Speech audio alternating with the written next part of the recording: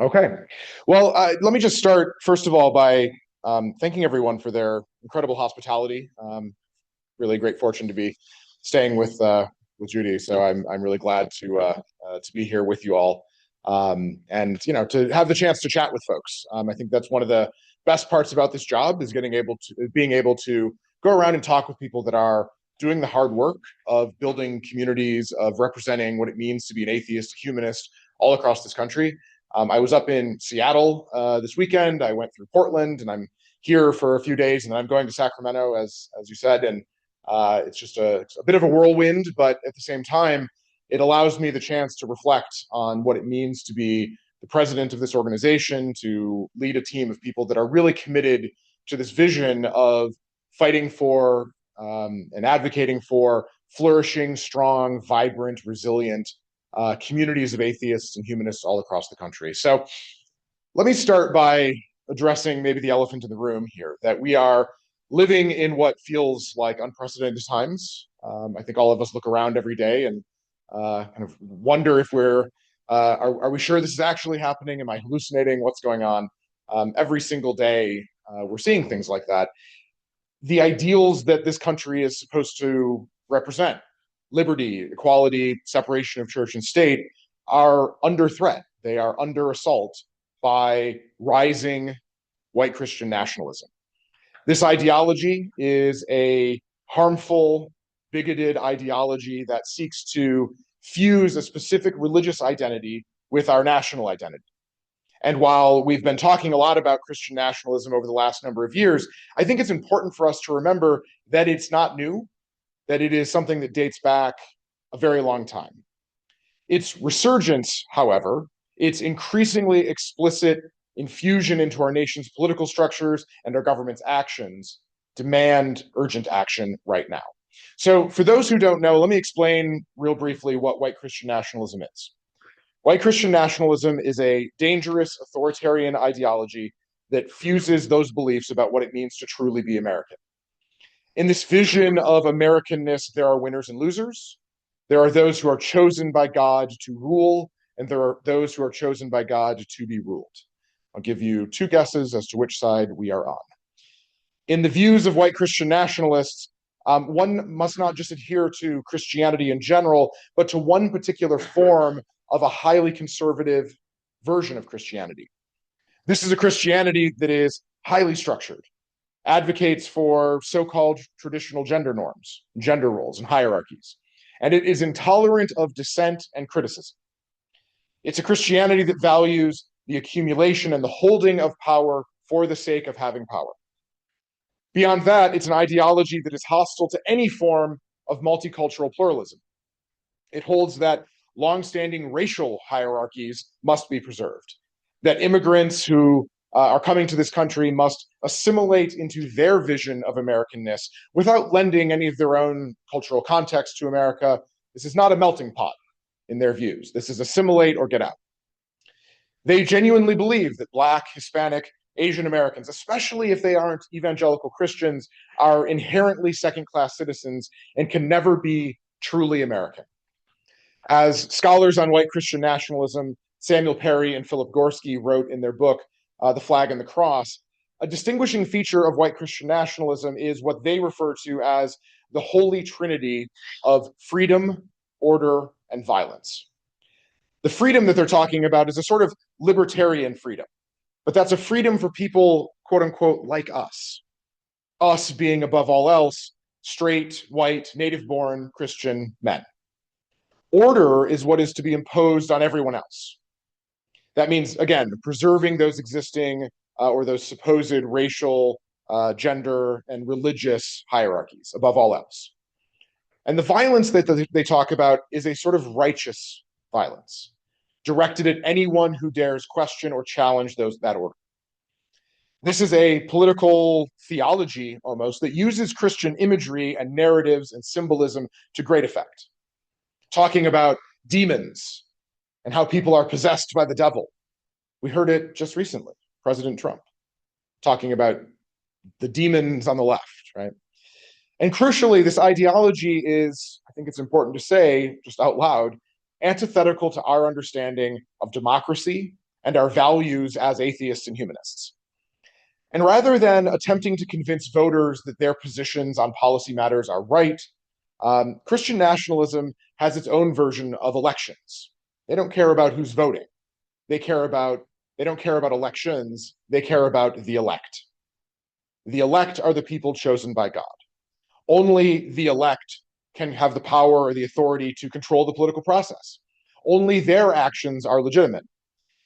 Other people, those people like us, they believe, have to be closely scrutinized, discouraged, and even denied opportunities to exert and influence political process. Supporters of this ideology are fundamentally a threat to a pluralistic democratic society. For one, they are far less likely to say that we should make it easy for people to vote. They are far more likely to support political and racial gerrymandering. And they are far more likely to have supported attempts in 2020 to overturn the presidential election through the violence of January 6th. And while the white Christian nationalist ideology is certainly ascendant and in power in American politics, we cannot pretend for a moment that it's a recent development. Andrew Whitehead, another sociologist who studies Christian nationalism, has said that Christian nationalism and anti-democratic attitudes like it have existed in this country for a long time. We don't need to look that far back, but we can certainly look to the American Civil War of the 1860s, through the years of Jim Crow and into the Civil Rights era and beyond. Throughout all of that time, white Christian nationalist leaders have provided a theological justification to rationalize limiting Black Americans' access to participation in the political process. Now the targets are not just Black Americans, but Latinos and Hispanics, young people, and so on. They explicitly tied these efforts to their desire to protect some sort of purity of a Christian nation, a purity of a white nation. But these have never been, and they aren't now, simply policy disagreements. These are attempts to limit voting access, putting up administrative barriers to voting, making it harder to confront threats to our safety, using violence to disrupt the political process. And that's the lens through which we have to view the actions of the Trump administration and Stephen Miller and the federal campaign and to weaponize the National Guard, to turn masked ICE agents loose in our communities, to rip children and families out of their beds at 4 o'clock in the morning from apartments in Chicago, arresting people because they look Hispanic, whatever that means, sorting people as they arrest them into racial groups, literally. That was news that came out today. Tear gassing and macing peaceful protesters for daring to confront them and challenge them and speak their minds. Here in the Bay Area, I think it's important to note that, this is a region of the country where the name of the area has been used as a slur by people in the white Christian nationalist movement to symbolize people who aren't real Americans, saying that those Bay Area, San Francisco values are at odds with what it means to be a real American. Christian nationalism is about constructing a narrative of who counts as a real American. And to them, we do not count. You do not count because you live here. We do not count because we are non-religious. We are not evangelical Christians. Black Americans do not count because they are Black. It's that simple. The threats, I know, though, can sometimes seem hypothetical. We're in our own bubbles. We're in our safe blue states with a strong governor who's standing up for our rights. We tell ourselves that the fight is not coming to our doors. We think that this community is safe, a sanctuary, that the laws and the courts and the governor and the police and whoever are going to protect us from this onslaught of Christian nationalism. Well, I'm here to tell you that that is a dangerous and profound form of complacency that we have to snap out of. The threat of white Christian nationalism is not limited to state houses like Tallahassee or Jackson or Austin. The real danger we face is a systemic institutional capture of our federal judiciary, our civic institutions, and the very concept of American pluralism. The national threat can and has and will continue to reach into California. The threats are not just ideological, they are physical, and they are very real. And even if they target others first, we have to remember and make no mistake that atheists, humanists, and anyone who would question their false Christian nation narrative are next on the list. We've already seen this. We've seen the threats and the actual deployment of federalized military into our cities. We've witnessed the authorization of mass arrests and large-scale rounding up of people because of what they look like, because of the language they speak. Kidnapping legal immigrants or even citizens off the street, locking them in holding cells for hours or days, shipping them across the country until they, whoops, we made a mistake, pretending that no one's rights matter. We're also facing campaigns of vindictive prosecutions and retaliation and investigations aimed at silencing dissent and punishing civil rights groups and advocates and leaders, anyone who dares speak out. All of these examples, the fact that many of their actions are illegal is beside the point. It doesn't matter. The process here is the punishment. Even if the charges are dismissed, even if the investigation turns up nothing, or the military eventually leaves our cities, the damage has been done. The process is the punishment itself. The principle that is being attacked is pluralism. The white Christian nationalist movement wants to impose a society where a privileged minority rules according to their interpretation of religious law and according to who should have power in society. If they can normalize targeting immigrants or LGBTQ people or religious minorities, they can and they will normalize targeting people like us at American Atheists, or anyone who questions their actions. I've heard people compare this to Germany in the 1930s, but I don't think we have to look that far outside our border or that far in the past to learn the lessons of how we can confront this, how we can win the fight to protect our democracy. Our plan to save our democracy has to meet this moment, and we have to learn the lessons from those past examples. And so I think the most illustrative place to turn first is to the civil rights era, the civil rights movement that happened within living memory of folks in this room. So let's break it down. The civil rights movement is first and foremost a powerful example of how ordinary people, armed with nothing but their convictions and their commitment to justice, were able to overcome government structures that sought to prevent them from exercising their rights. Seemingly insurmountable odds. Structures that dated back decades, hundreds of years back to slavery, back to the founding of this country.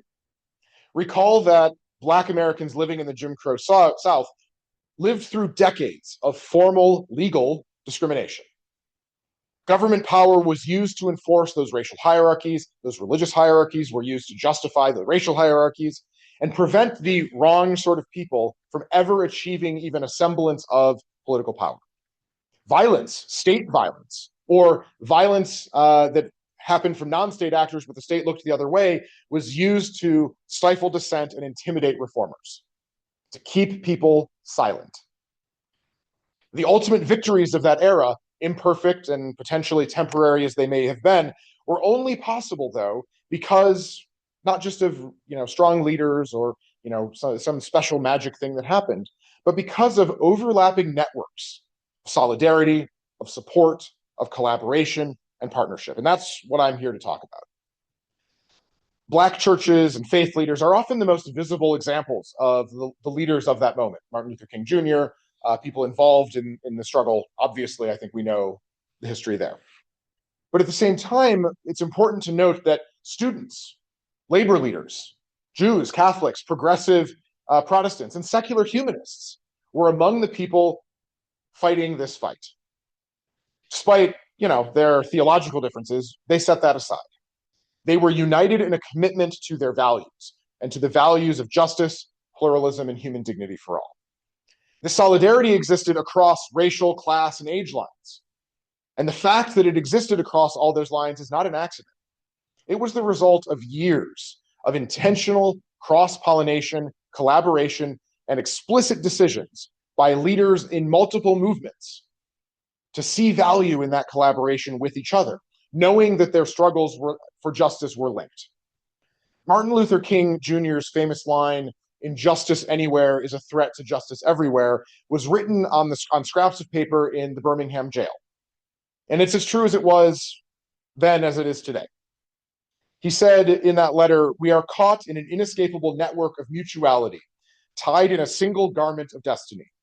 Whatever affects one directly affects all indirectly." And so as we're thinking about collaboration and bringing people together, think about King's "I've been to the mountaintop" speech. That was given in support of striking sanitation workers who were seeking union recognition. In a 1961 speech to the AFL-CIO, King said, quote, "The labor hater and the labor baiter is virtually always a twin-headed creature, spewing anti-black epithets from one mouth and anti-labor propaganda from the other mouth." And that outreach, that explicit connection, was a decision that King made because he recognized the power of collaboration with union leaders and with class solidarity, understanding that we're all in this together. And by the way, union members and the organizations that they were a part of responded in kind. Unions and union members sent thousands and thousands of dollars to civil rights groups. They were among the first partners. They served as union halls, served as crucial organizing hubs for the work that was happening. They also provided legal aid and important legal structures for the work that was happening, sending people down as part of the Freedom Riders. They provided publicity, and they provided organizing support. These are union officials who had spent years and decades organizing in really tough situations, and they knew how to get the job done. So they provided the help that they could. They also used their collective power to influence state level and federal legislation that eventually banned discrimination in public accommodations and, crucially, in hiring. But their participation, acting and standing in solidarity with Black Americans living in the Jim Crow South, was also a powerful refutation of the idea of otherness that racists of the era sought to capitalize on to justify their actions. Images of people standing together, literally, locking arms together, Black and white, Jews and Christians, atheists and the religious, made it crystal clear that this is what America looks like, not what the racist and the white Christian nationalist groups claim that it did. This historical precedent is what gives us our mandate today. The atheist role in this fight is to be an ally for those who are being targeted by a modern authoritarian movement, to stand in solidarity with the people that are now being targeted. Again, I'm going to imperfectly quote King here. "We may have all come on different ships, but we are in the same boat now." The nativist, anti-pluralist nature of the white Christian nationalist movement does us one favor. They make it crystal clear who we need to stand with right now. First and foremost, it's immigrants and people of color.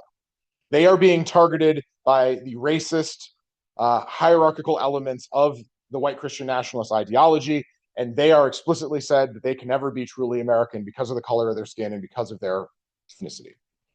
We also have to stand with LGBTQ people and women, people who are having their health care taken away.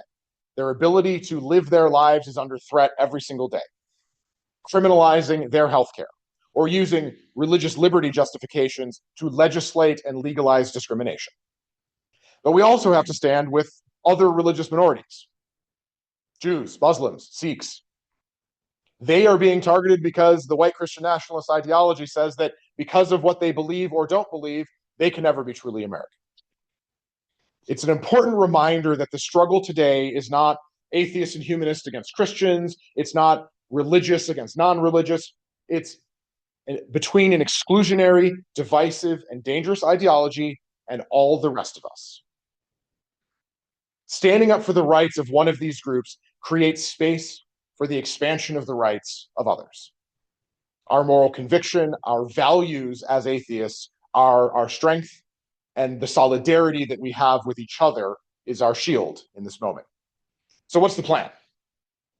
We know what the threat is. We know some history here. We know that there's an obligation. I think that's not too strong of a word.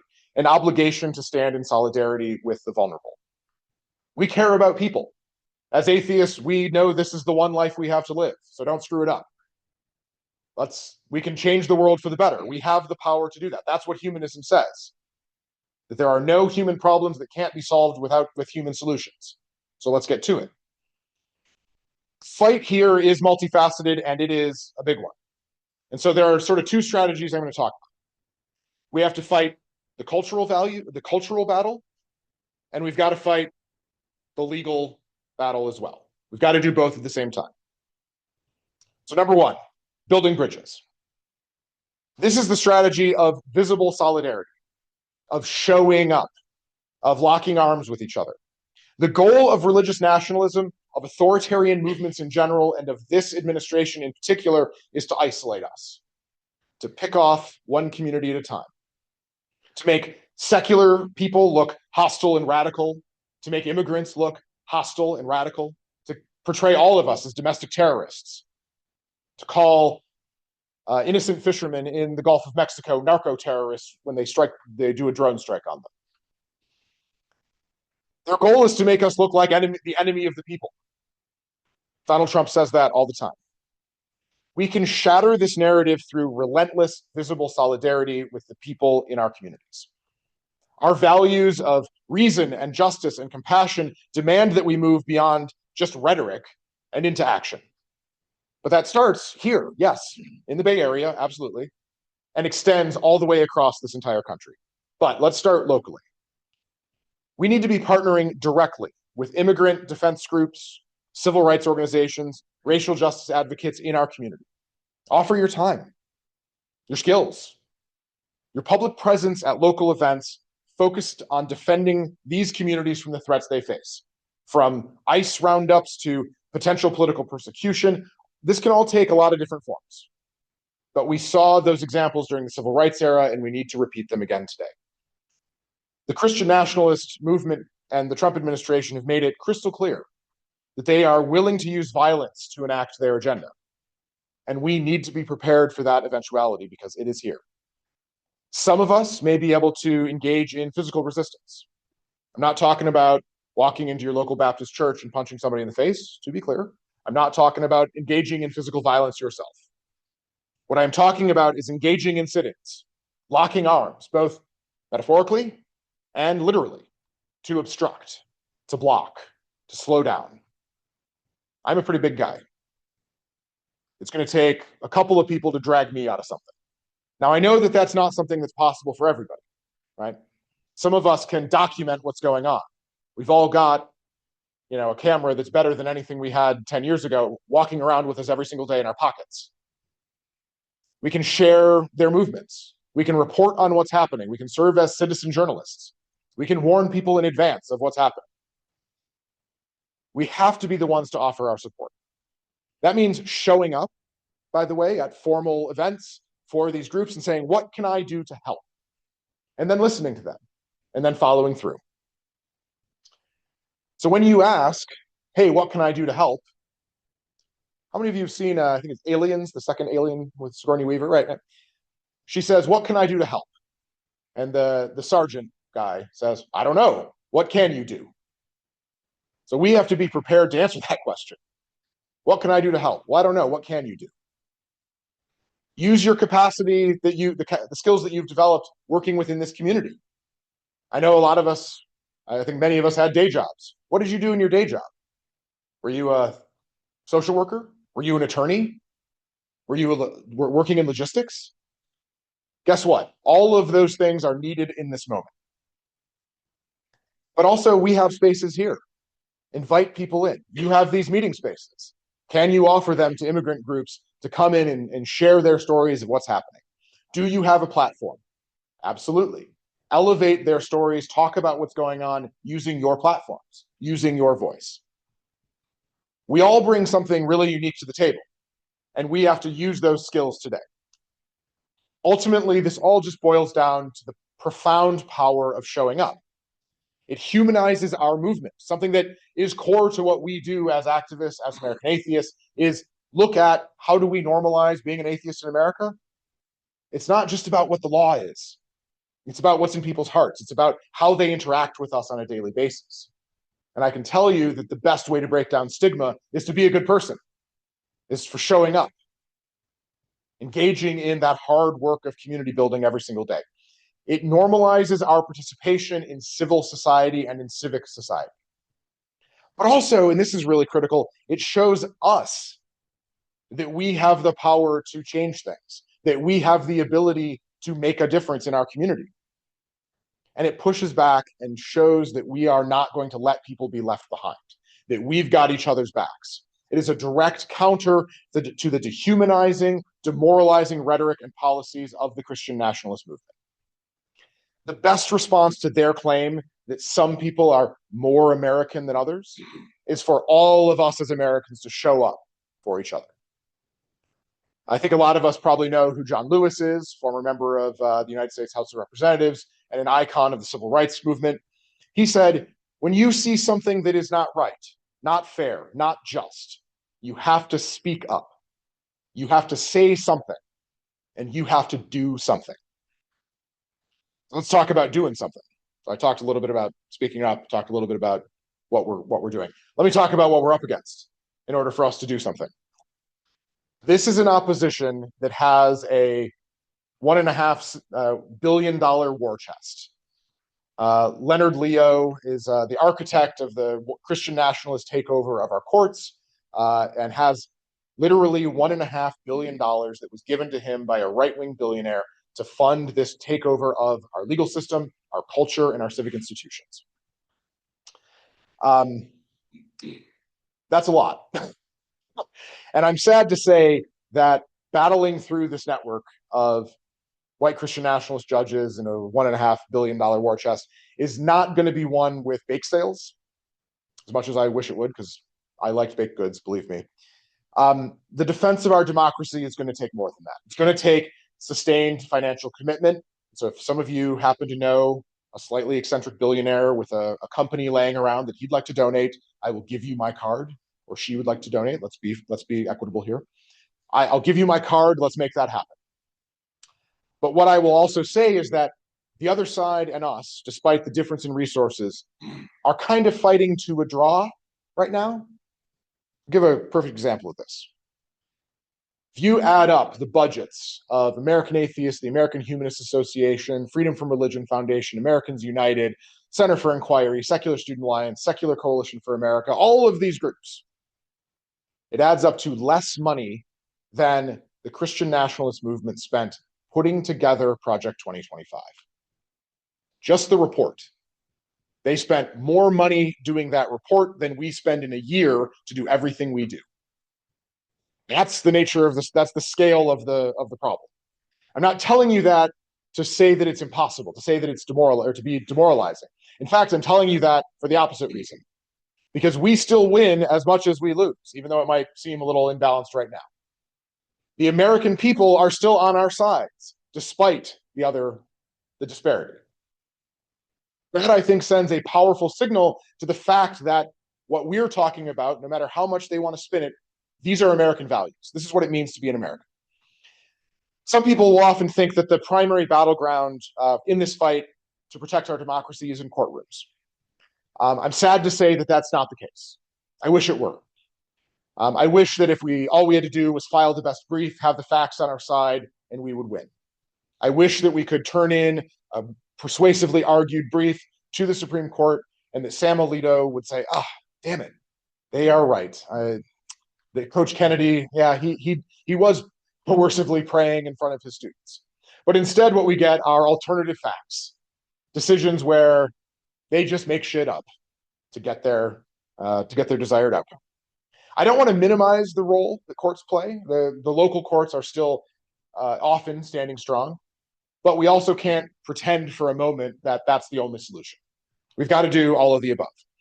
Litigation is expensive. Litigation takes years. It's very difficult sometimes to find standing. It's difficult to get into court in the first place.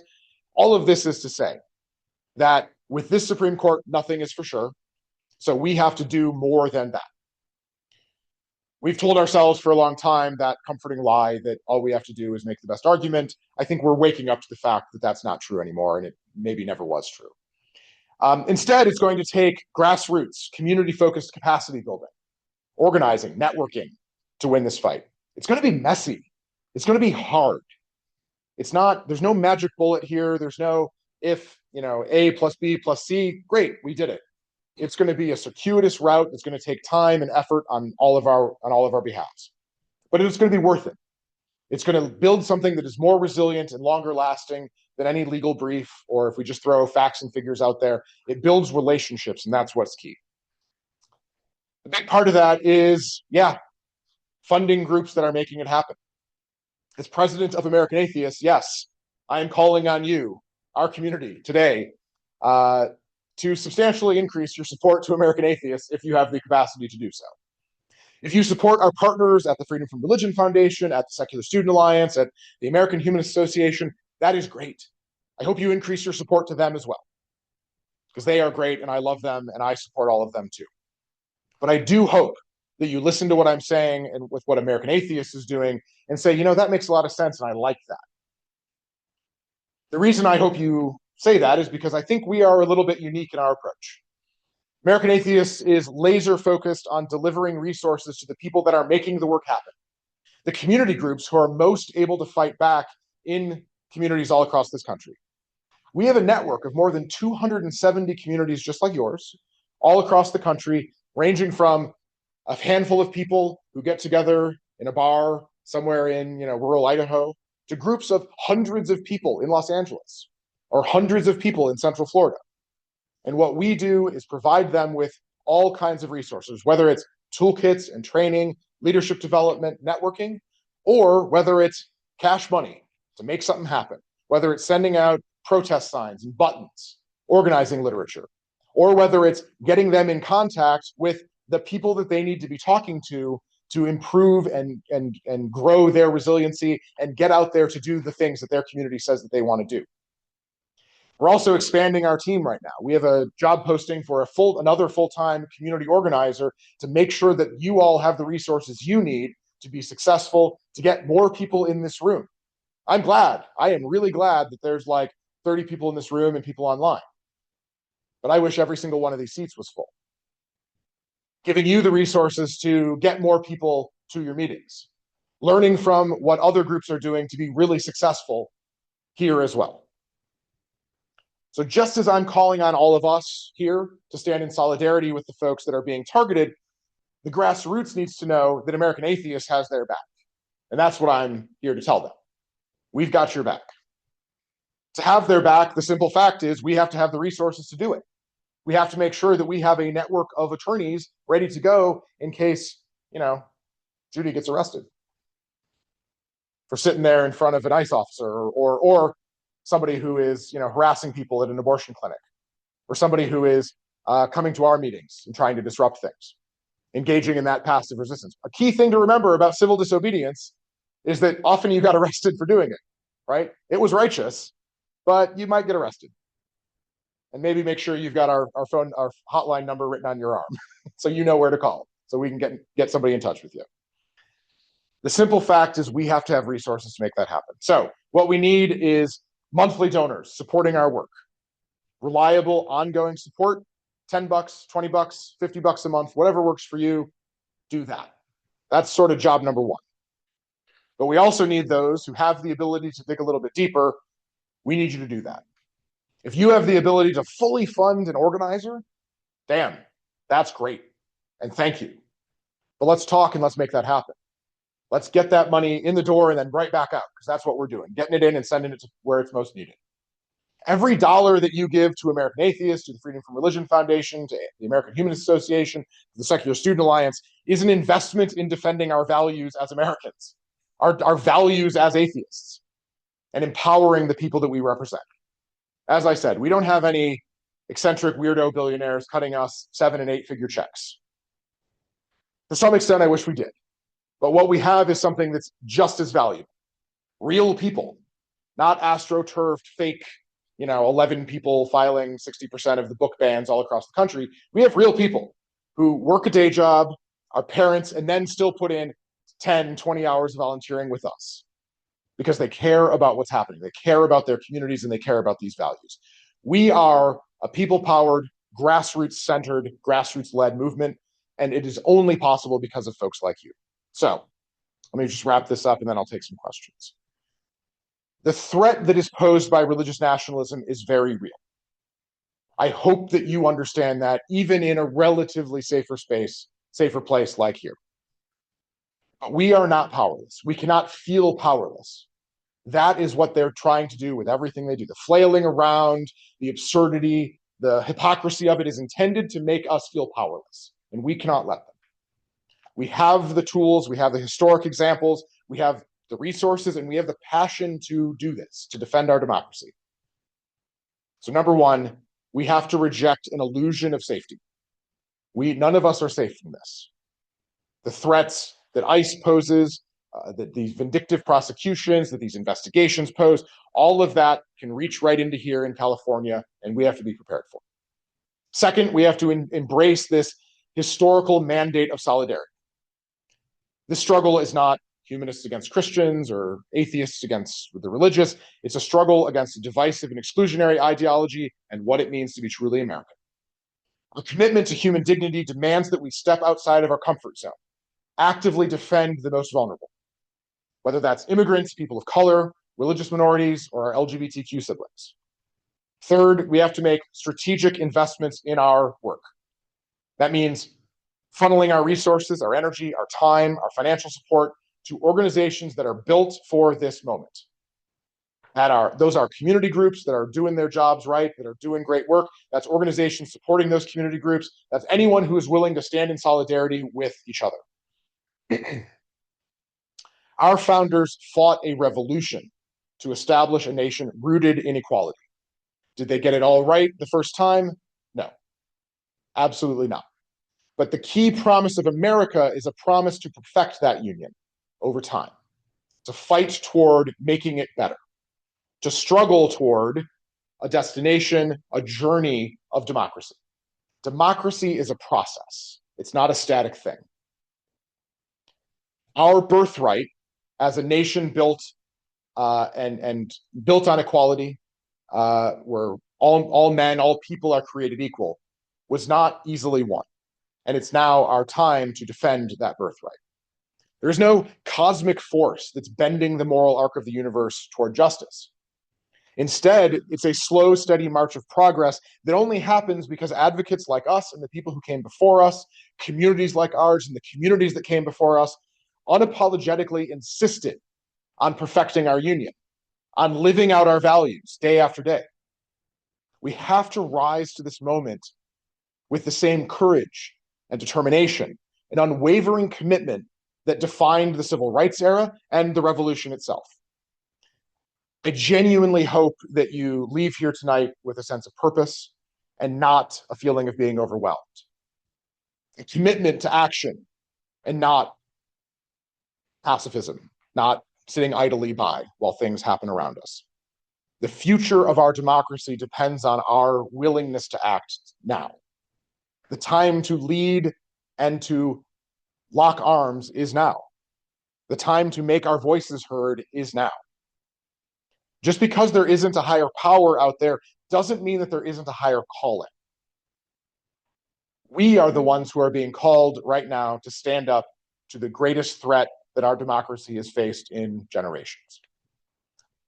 I'm going to be answering that call. I know many people all across this country are answering that call. And I hope I can count on all of you to answer that call as well. So with that, I will certainly take your questions. Thank you.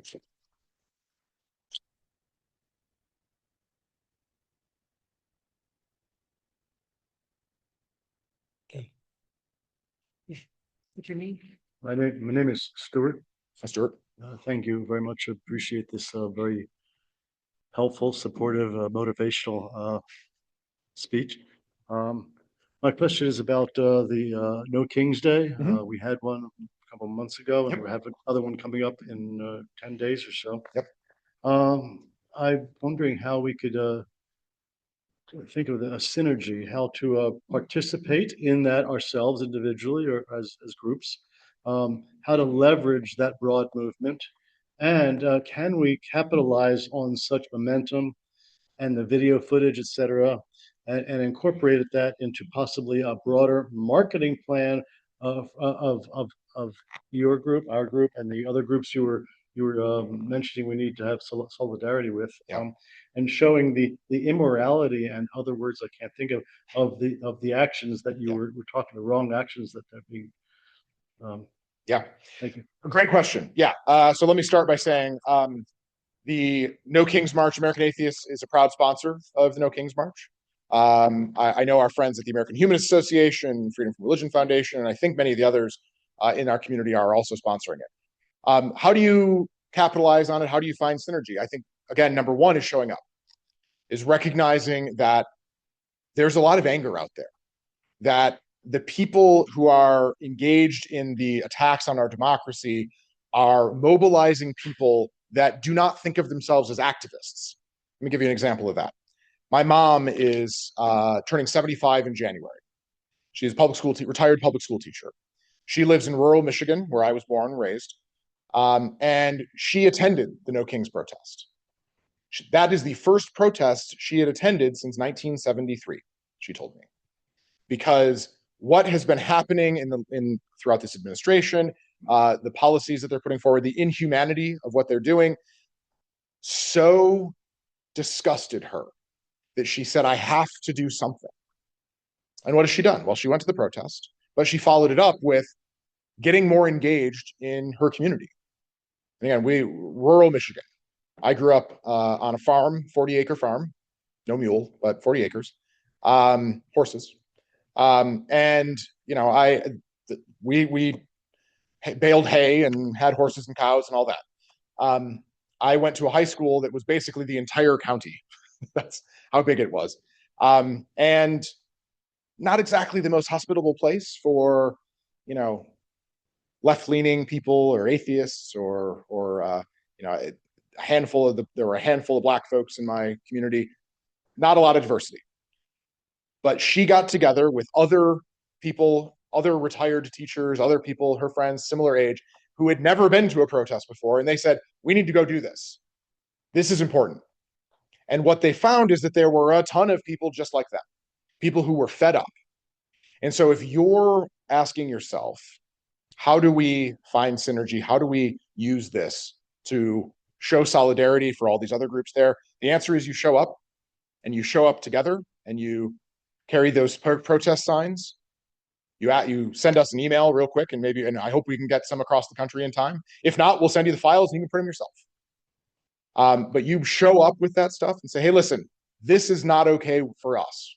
And then you take a bunch of pictures and you take a bunch of video, because as I said, we're all carrying around 4K cameras in our pockets, things that were unimaginable to us 10, 15 years ago. You've got the ability to produce a hell of a sizzle reel, a promotional video, by just walking around behind somebody holding up a protest sign. And just taking a lot of pictures and video of people doing things. So if the question is, how do we promote it? That's what I would start with. Find people that are, wearing their shirt for whatever issue you're excited about. Say, oh man, I love that. Actually, I'm a member of the atheist community of San Jose here. I want to connect you with folks. I know a lot of our members are really excited about this. You got another question here? Yeah, by all means. So we're seeing soldiers in the streets and our rights being over the objections, I should say, of governors and mayors and police.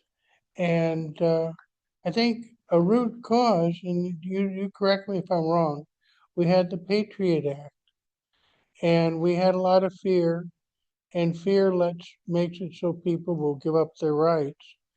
And we were promised that this was going to be temporary. Well, it's been about 25 years now.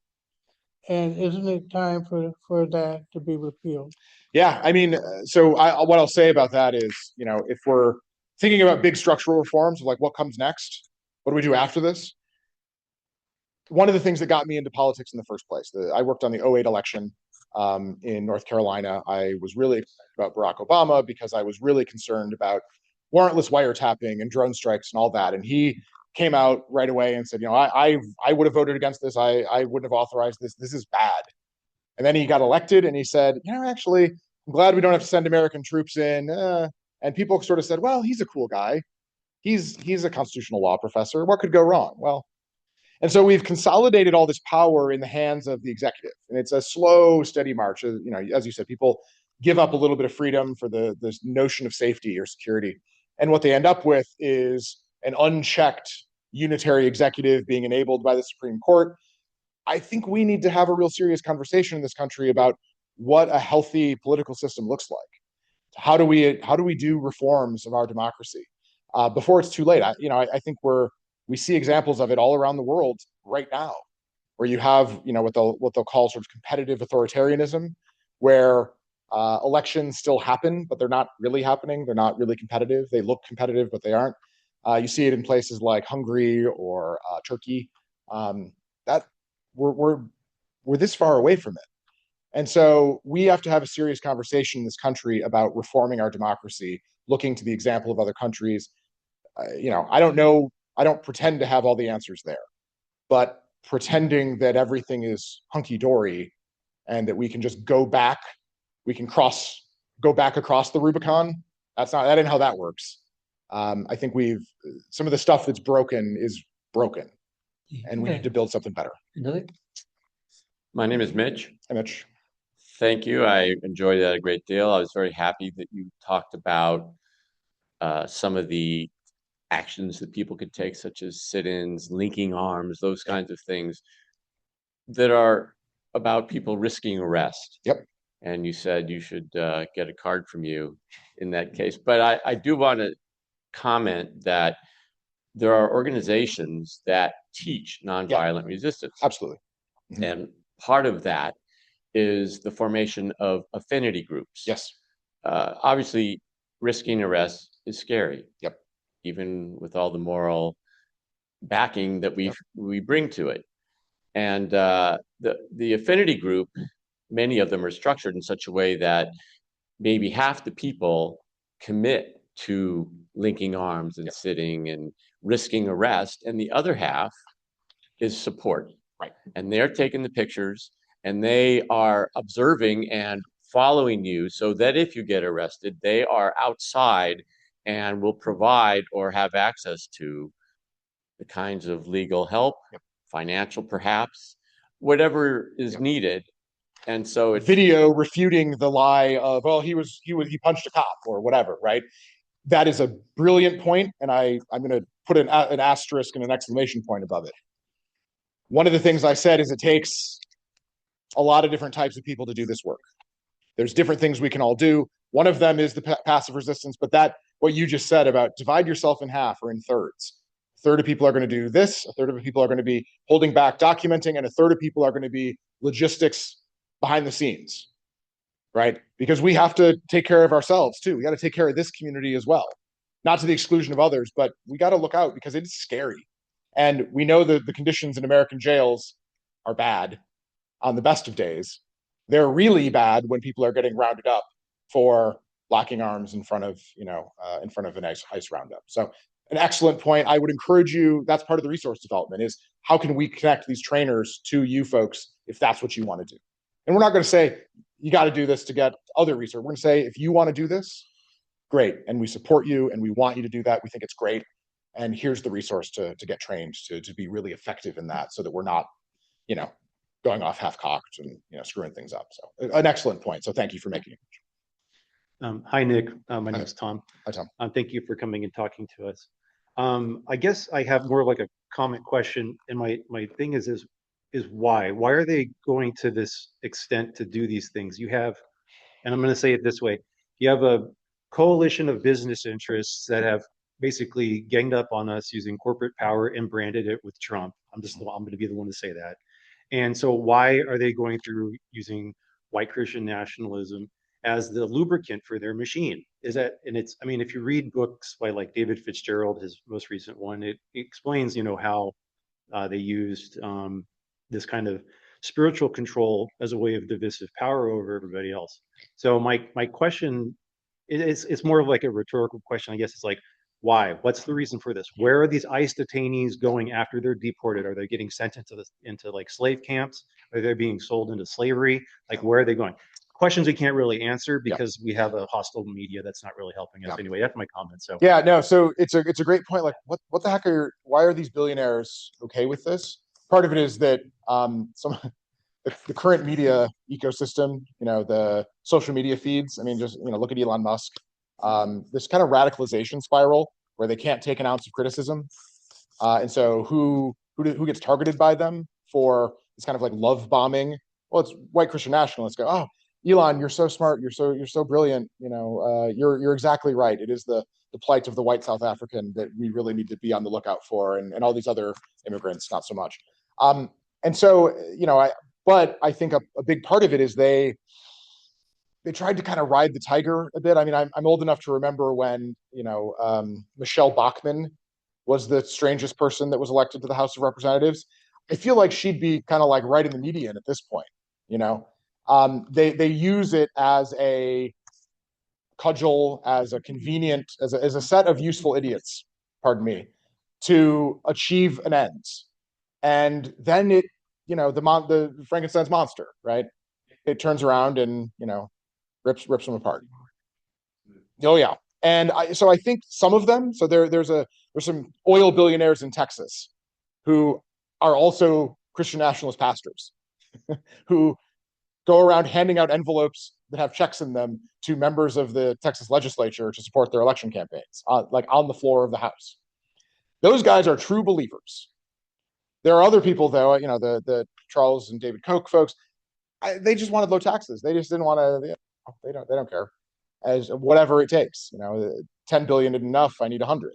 100 ain't enough. I need 500. Right. And so when we talk about solidarity, we talk about looking at what Martin Luther King said, talking about labor organizing, and that quote, people that are talking and saying racist stuff out one side of their mouth are saying anti-labor things out the other. They're minimizing and demagoguing and demeaning the value of work, while at the same time demagoguing and demeaning the value of humanity that looks different or that believes different. So I do think that that's a very real problem. I think that it was a case of, well, these are useful idiots. These dumb Christians who, like that's what they're saying. I'm not saying that. Who, are anti-abortion. Well, we're just going to use that. Well, they caught the car, and and now people are looking horrified at the obvious result of banning abortion, that women bleed out in hospital parking lots, waiting until they're sick enough to get an emergency abortion, right? Yeah. Hello, everyone. I'm Matt. I'm Matt. And I agree with everything that you said here tonight. I thank you. I have several questions. I want to make a comment with this last gentleman who said, why religion? So if you look at Osama bin Laden, he did the same thing. Religion is very powerful. And so if you tap into that, you can get a lot of people to go in one direction. It's all emotional. It's not logical. So it's kind of the same operation here, in my opinion. I have a question, though. So essentially, this white nationalist movement is trying to erase or eliminate anyone who's not a white nationalist in the United States. And yet we have Clarence Thomas on the Supreme Court. That's quite a contradiction.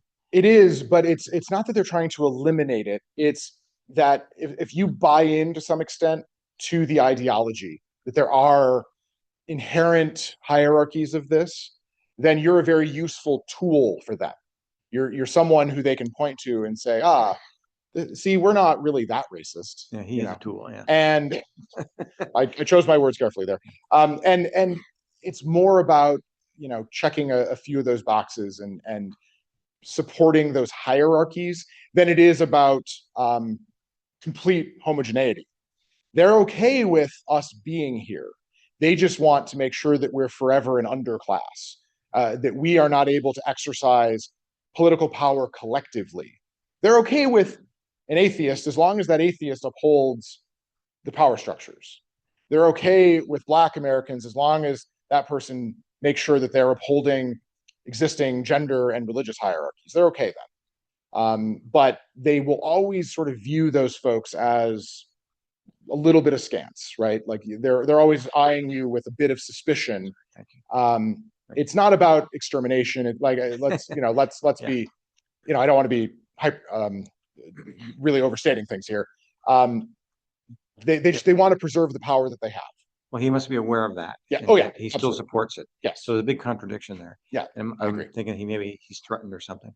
But there's also Peter Thiel, a billionaire, multi-billionaire who funds a lot of this stuff, Yep. who's Jewish, again, And gay. and gay, right? And yet it makes no sense here. Yep. So there's something else going on here, obviously. Again, a lot of it is we will defer to you and let you have a modicum of power, and that's intoxicating to me. Yeah. So to me, there's something else going on under the covers here. It's mostly about control and money. Yeah. And it has less to do with religion, but religion is the tool that they're using, like Osama bin Laden used it. And it's He had different motives. to the point you were making. I think it's a question. It's like what is the tail and what's the dog at this point? Who is wagging whom? It used to be that religion, I think, was used as definitely a tool for kind of corporate interests. But I think there's something really powerful to a narrative of classifying who's a good person along. It's not a real theology. They just sort of emotively say, "Oh yeah, I'm a Christian," but they don't know anything about the Bible. Like this room knows more about the Bible than them.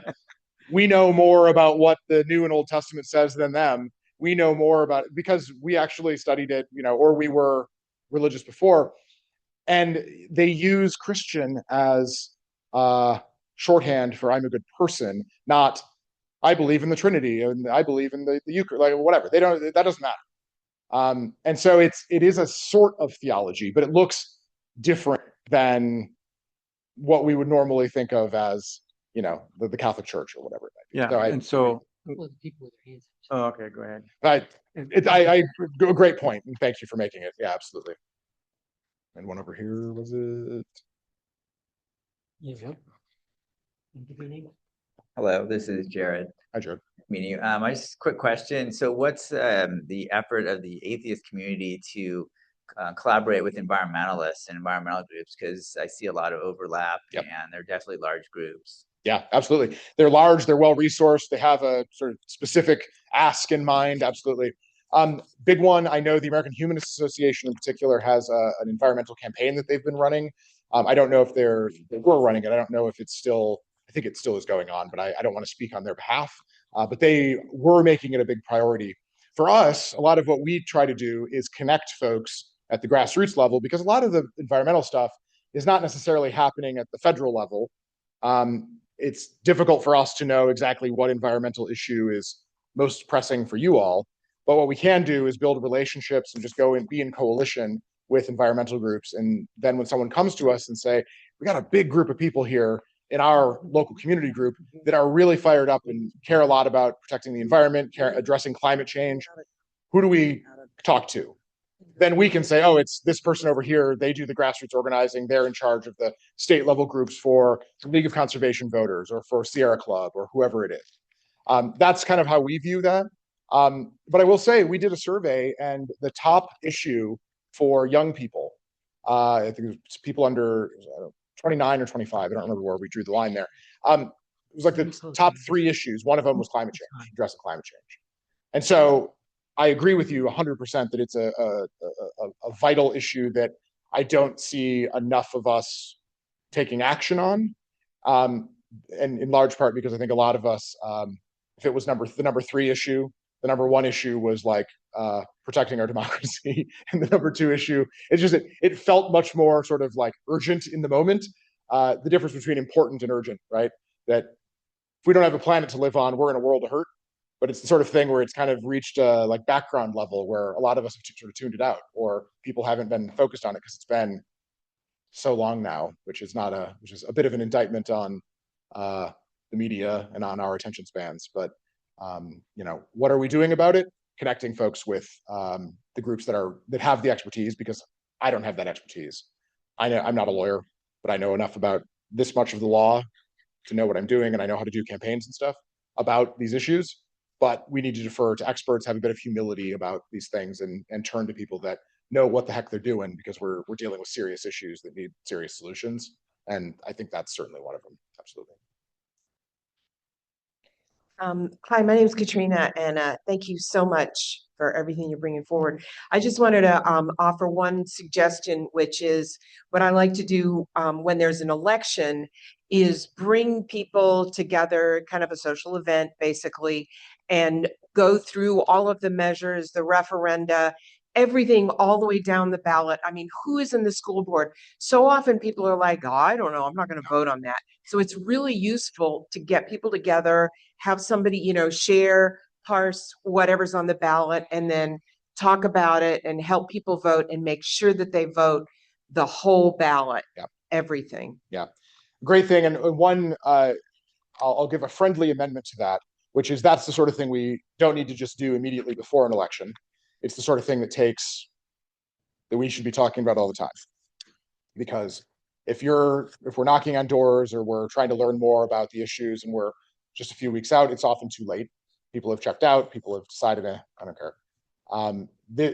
We often think about elections as, 2-year sprints. We've got to think about these in a 5-10-year time horizon, building capacity for the long term, making sure that we're instilling that civic engagement, that involvement, that knowledge more long term, so people know where to get the information themselves, but also so that we're, again, promoting that level of understanding that, hey, we're members of this community too. Having the elected officials come talk to your group, hosting a candidate forum. We have a group in Texas that regularly invites candidates for local elections. These are people who are like would be dying to get in a room of 30 people, right? They want to come talk to you. They want to take your questions. They may not want it recorded, but they want to talk to you. That's what it means to sort of build an involved and engaged citizenry. So I 100% agree. Keep doing that. How do we do more of that? Hi, I'm Dana. Okay. My question's it's kind of about focus, because I think part of the strategy of this administration and Project 2025 is that you attack everything, right? Yes. So there's the immigration, there's the voter suppression, there's LGBTQ, science, everything, right? And so how do you, we're so divided, right? Do we say, okay, everyone, we're going to fight ICE and the militarization that's happening. Okay, now we're going to go against the 800 plus bills that are around the nation against, LGBTQ. Now we're going to focus on the assault against voter suppression.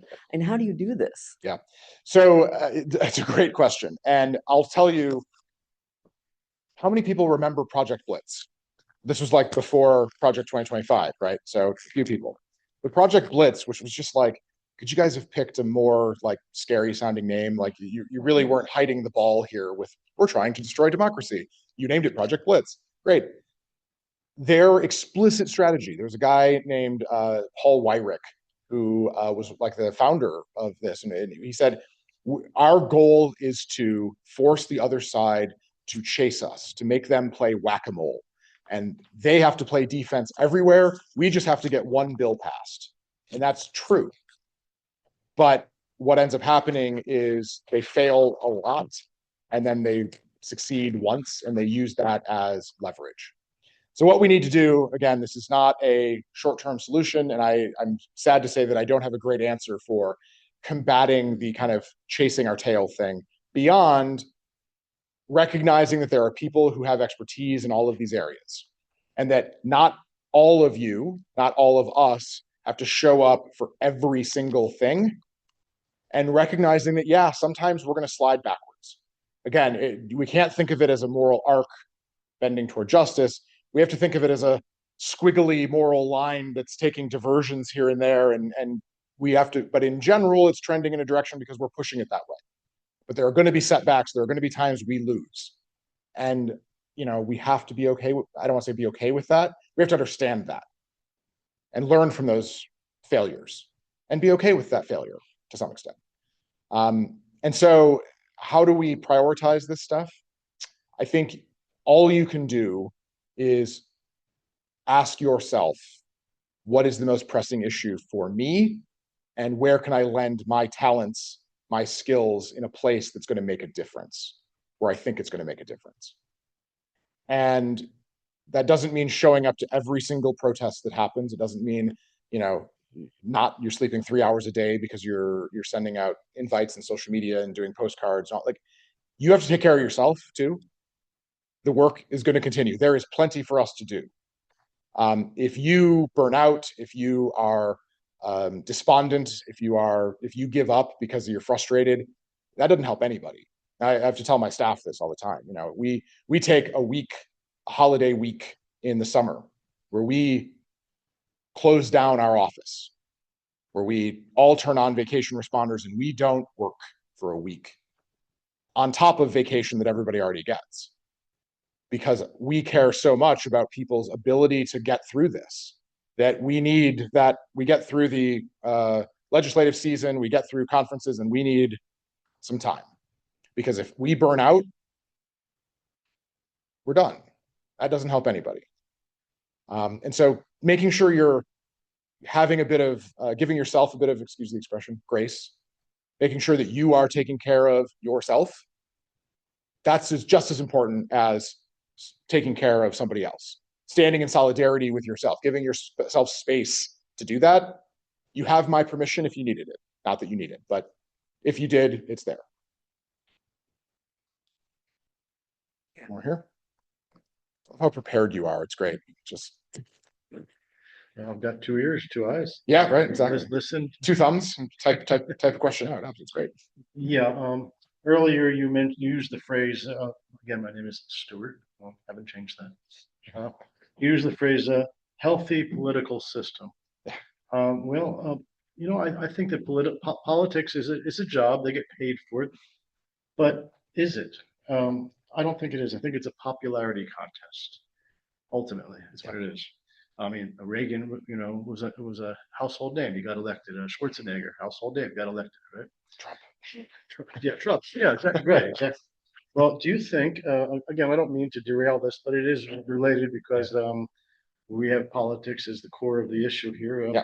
Can our system ever be reformed to include the appropriate qualification and mental health testing as gates to entry? Yeah, tough question. So I think, you know, I studied political science in undergrad. I did a little bit of comparative political science stuff, looking at political systems of other countries. There is no good answer for this.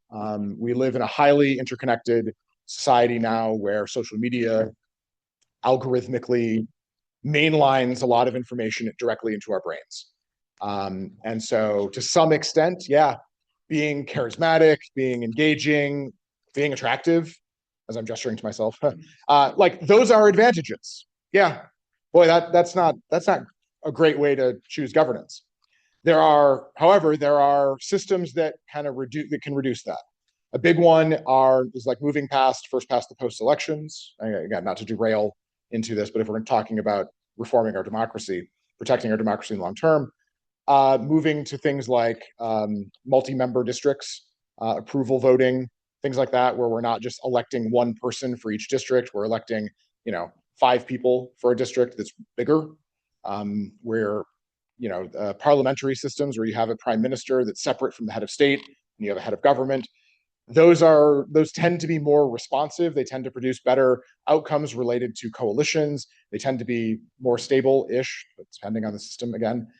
They tend to not select for charisma or, you know, who's the flashiest person, but rather who can build a durable coalition. I don't think anybody would look at Angela Merkel and go, man, there is a firecracker who is hugely popular. But she was the chancellor of Germany for like 14 years because she was able to hold together coalitions, because she was good at doing the behind the scenes stuff.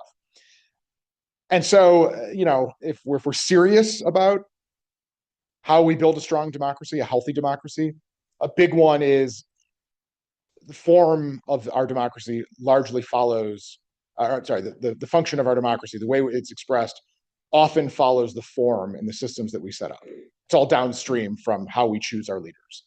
So the fact that we have first past the post, single district elections, we have a strong presidential system, the way it was set up in, you know, 1780s, 1790s, is leading to what we've got now. Is that the best system? Definitely not. And should we have a really bold conversation about changing that? We may need to, because I don't know if this is sustainable in the long term. But there's no magic bullet there. I don't know what the solution is, but I would say we have to have those conversations. And maybe it starts in the States, maybe it starts in our local communities. We can advocate for ranked choice voting as a modest reform in certain localities where it's legal to do so. New York City having that, like that's a big experiment that they're trying. And Alaska has ranked choice voting even for federal elections, right? Great. And it leads to more moderate candidates. Moderation not necessarily being like, ooh, that's the ultimate goal, but it leads to people that more people are happier with. So yeah, there are things we can do even operating within our existing system that don't require us to rip everything out root and stem. But we do have to have a serious conversation about structural reforms to our democracy.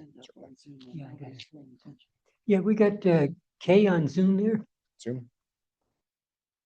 Thank you. Thank you for this opportunity. I'm not sure your name, sir. Unfortunately, I've arrived late. Sir, the lecturer, could you please? Oh, I see your name. Sorry. I'm so sorry. Yeah, Nick Fish with American Atheists. Oh, Nice to talk yes, to you are Nick Fish. Okay. Thanks. Good to meet you.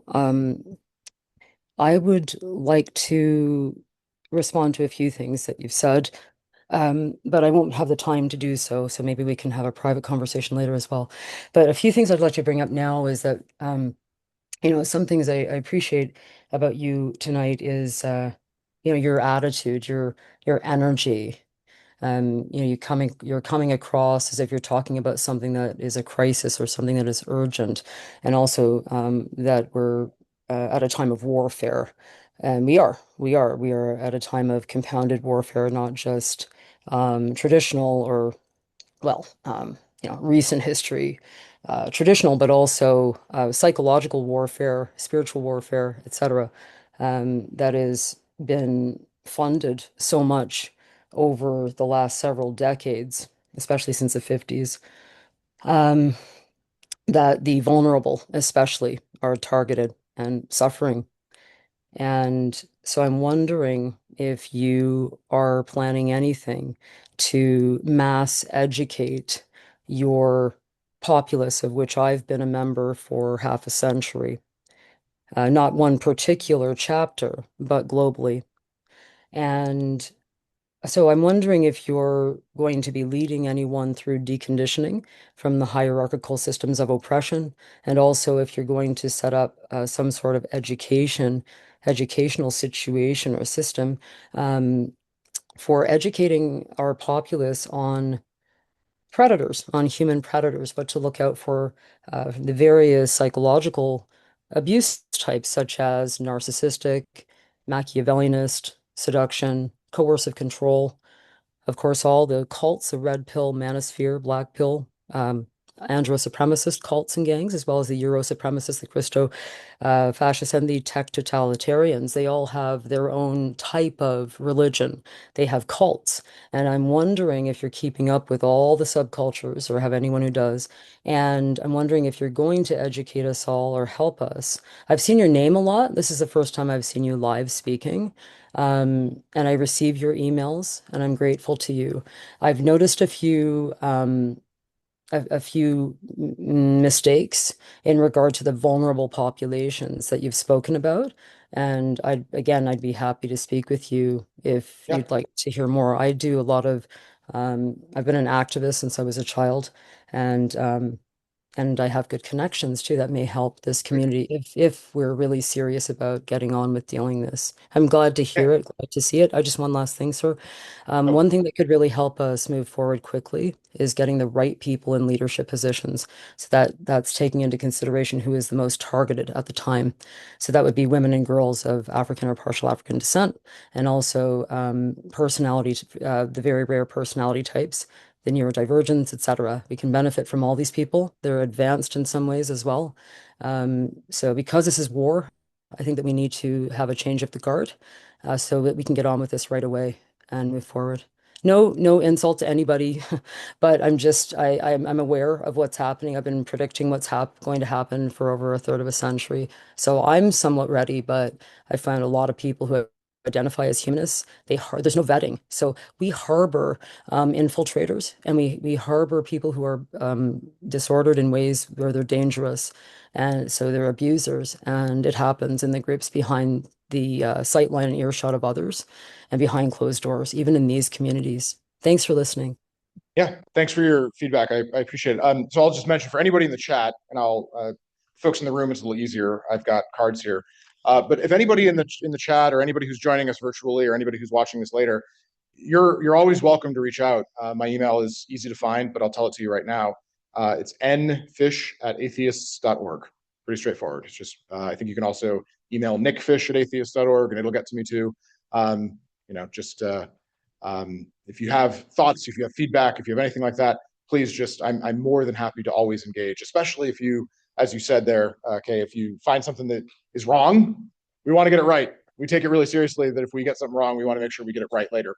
And apologize when we screw up and do better the next time. So, your question about, how are we bringing in new people? How are we, again, centering the experiences of people that are being targeted by the regime, by this movement, is a great one. One thing that I always say is this is my job. My job is to be the president of American Atheists, which is a title.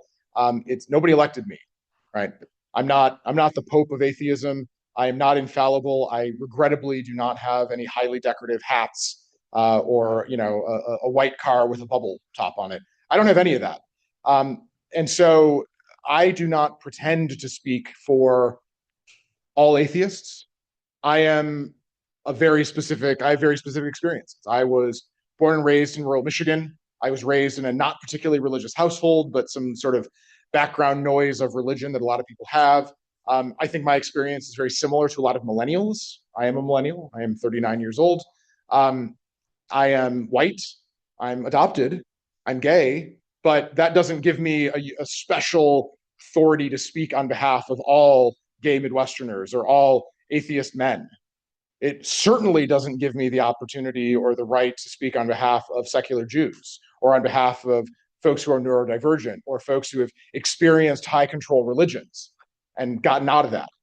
And so I see my job as elevating the perspectives and the voices of people that have been underserved. And part of that means taking a step back, right? I think too often our community thinks of itself as very, we're entirely reason-based. We don't fall for these tricks.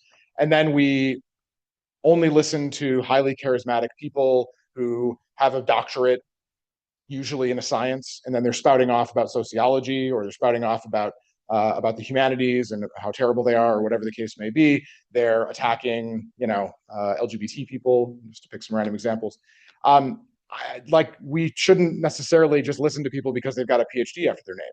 We shouldn't just listen to people because they're other atheists. We should challenge and make sure that we're engaged in strong dialogue and that we're not putting people on pedestals in that way. And so a big part of the job of community organizing is recognizing our own limitations, the limitations of our own experiences, the blinders that we have, the blind spots that we have, the things that we don't know. And all of us are incredibly imperfect at that, right? These challenges of navigating difficult navigating community spaces, the blind spots that we have, they apply to all humans. We're not that special. We got one thing right, but that's about it. So I'm happy to chat more. I'm sort of getting the hand signal here. I think we're about wrapped up for time, but I want to thank everybody who's joining us online. Thank you for that. We have one final question here and then we're done. Is that what we're doing? Okay, great. So we got one more question here and then we're wrapping up. Hi, thanks for your talk. My name is Ray Sunby. I'm a person that was formerly very active with the Humanist community in Silicon Valley. My focus has somewhat moved on. And a lot of what you said, I can side with. The part you talked about, I think that's very important.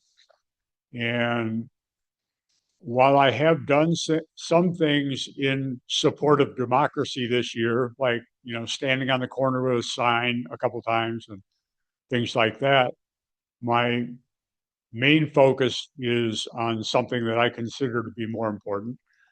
And so I think that everybody has limited bandwidth and needs to choose what they spend their time and effort and money on. Yeah. So I'm an activist working to solve climate change. because my feeling is if we don't solve that, then whether American democracy survives or not is pretty much irrelevant. So, you know, I focused a lot on that while still doing some things that you're talking about. Yeah. I'm not going to fault you for it a second. I said to this gentleman here, I understand. People have to make their own decisions. I'm going to do my best to make the argument that I think that this is a really compelling issue that I hope folks spend some of their time and finite resources on, their finite time resources, their mental bandwidth, and so on. But I'm not going to tell you that you're a bad person for prioritizing something with the bulk of your efforts either. I think that, again, not the Pope of atheism here, people have to do the things that excite them, that they care about, that they think are important. And well-informed, reasonable people can prioritize things slightly differently, and can have experiences or can have expertise or can have skills that more directly implicate or are helpful for one thing or another. And that's fine. One thing I'll say that I would encourage you to just think about is a lot of people tell me, and a lot of people in this community, a lot of people who are atheists say that they really hunger for community space. Whether, not talking about activism, I'm talking about a place where they can just like go and unwind for a minute, and you know, can play board games without worrying about getting preached at. Probably not like a huge problem here, right? But the sort of thing that happens a lot in, you know, Central Florida or in Alabama or Mississippi, but does happen here. Like I don't want to erase that either. And so if you're doing that sort of work here, if you're creating space for people to just get together and you set up some guardrails and say, listen, for the next 2 hours, we're going to have 5 minutes at the top where we can gripe about politics, but then we're done for a minute because we are playing Settlers of Catan, and chill out. And I don't want to hear it because we need a mental health break. We are suffering from burnout. Not everything can be politics all the time. Not everything is a debate, right? What we're doing right now is playing board games or watching a movie, and we're just hanging out with each other and enjoying each other's company and decompressing a bit. That's totally legit. And so if you all are doing that, great. If you're not doing that, I would encourage you to dip your toe in that water of just kind of unstructured or lightly structured social space. If you're doing walks around a park or you're, you know, and try different things, it's great. Do that, because a lot of people report to us in our surveys and the work that we've done studying atheists and non-religious people, that that's a really valuable thing that people often don't think about and don't prioritize for themselves. And so I throw that out there, because I think it's an important thing for people to hear sometimes, that that's okay to do and in fact good for folks that want that need. So just throw that there too. Okay, thank you. Yeah, thank you. Thank you. Thank you, everybody.